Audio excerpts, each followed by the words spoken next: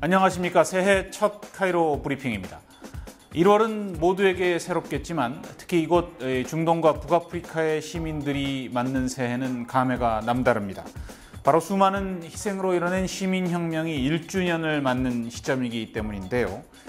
지난 토요일이 제스민 혁명으로 튀니지의 독재자 벤 알리 대통령이 권좌에서 쫓겨난 지 꼭 1년 되는 시점이었습니다.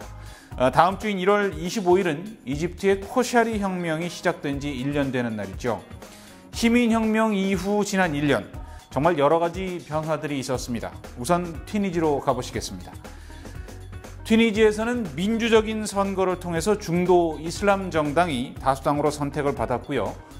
인권운동가 출신인 마르주키를 새 대통령으로 선출했습니다.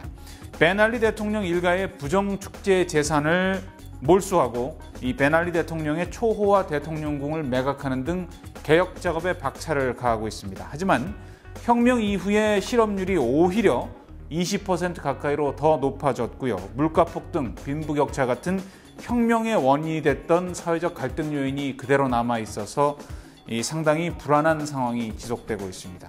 이 튀니지에서 촉발된 제스민 혁명이 SNS를 통해서 주변국으로 급속히 확산이 되면서 이집트와 리비아 등도 혁명의 소용돌이에 휩싸였고요. 다음 주 수요일 25일은 이집트의 코샤리 혁명이 발발한 지 1년이 되는 날입니다. 이집트 역시 800명 이상의 시민들이 희생되면서 30년 무바라크 독재가 무너졌습니다.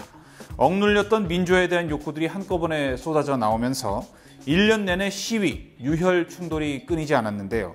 일단 지난해 11월 말부터 시작된 하원 선거가 마무리되면서 이 무바라크 이후 권력 지도가 조금씩 모습을 드러내고 있습니다.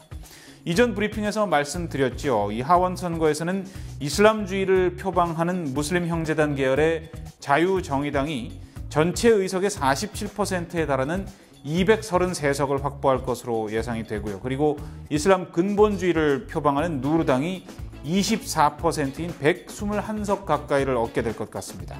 이슬람 정당의 득표율이 70%를 넘는 그야말로 압승을 거뒀다 이렇게 말씀드릴 수 있겠습니다. 여성 차별과 이스라엘과의 평화협정 폐기 같은 민감한 사안들, 과격한 정책들이 현실화될 가능성도 그만큼 높아졌다는 분석들이 나오고 있는데 다가올 6월 대선 결과에 따라서 이집트의 미래가 어떤 방향으로 전개될지 보다 분명히 가늠을 할 수 있을 것 같습니다. 그리고 유력한 이집트의 대선 후보로 꼽혔던 엘바라데이 전 국제원자력기구 사무총장이 이집트의 진정한 민주화가 이루어지지 않고 있다면서 대통령 후보직을 포함한 어떤 공직도 맡지 않겠다고 선언을 했습니다. 튀니지와 이집트에 이어서 카다피 독재를 무너뜨린 리비아 역시 올해 의회 구성과 이 대통령 선출을 위한 선거를 치를 예정입니다. 하지만 각양각색의 이 지역 시민군들이 주도권 다툼을 벌이면서 곳곳에서 유혈 충돌이 계속되고 있고요. 또 석유와 이 재건 사업 이권을 노린 서방과 이 외국 자본들의 각축이 뜨겁게 전개되는 한 해가 될 것 같습니다. 그리고 아랍 국가들의 감시단 파견에도 불구하고 유혈 사태가 지속되고 있는 시리아 문제 역시 관심인데요. 시리아 아사드 정권의 운명이 얼마 남지 않았다는 분석들이 나오고 있습니다. 이스라엘 국방부 분석에 따르면요. 앞으로 5주에서 11주 정도가 고비가 될 것 같다는 전망을 내놓고 있습니다. 이처럼 시민혁명 1년이 지난 중동과 북아프리카의 2012년 선거 그리고 불확실성이라는 두 가지 단어로 압축할 수 있을 것 같은데요. 혁명으로 권력 지도가 바뀐 나라들은 선거를 통해서 진정한 민주주의가 뿌리를 내릴 수 있을지 시험대에 오르게 될 것이고요. 여전히 유혈 사태가 계속되고 있는 나라들은 시민혁명이 어떤 형태로 지속될 수 있을지에 대한 불확실성이 2012년을 지배하게 될 것 같습니다. 2012년 중동 정세의 또 다른 가장 중요한 변수 중에 하나는 바로 이란 핵 문제가 될 것 같습니다. 연초부터 연이은 이란의 무력 시위와 핵 과학자 암살 사건까지 벌어지면서 긴장이 첨예해지고 있는 양상입니다.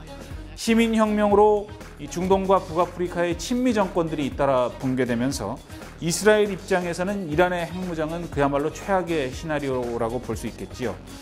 지난해부터 벌써 4명째인 이란 핵 과학자 암살의 배후로 이스라엘 정보기관인 모사드가 지목되고 있는 것도 이런 정세와 결코 무관하지 않아 보입니다. 서방은 이란의 석유 수출을 막겠다는 석유 수출 봉쇄안을 제적하도록 들고 나왔고, 이란은 여기에 맞서서 호르무즈 해협을 봉쇄시켜서 세계 석유 수급 전체에 영향을 주겠다는 카드를 빼들고 있습니다. 또 이란계 미국인에 대해서 간첩 혐의를 적용해서 사형을 선고했죠.